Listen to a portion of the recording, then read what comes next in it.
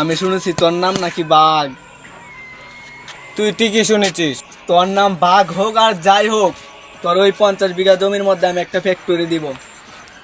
তোর বাজেট থাকবে 50 কোটি টাকা। এই থাম।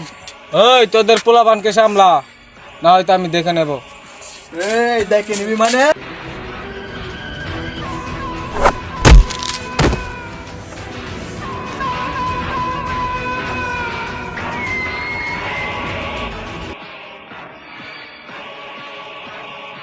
তোরা কই ধরস না কে রে? ধর রে।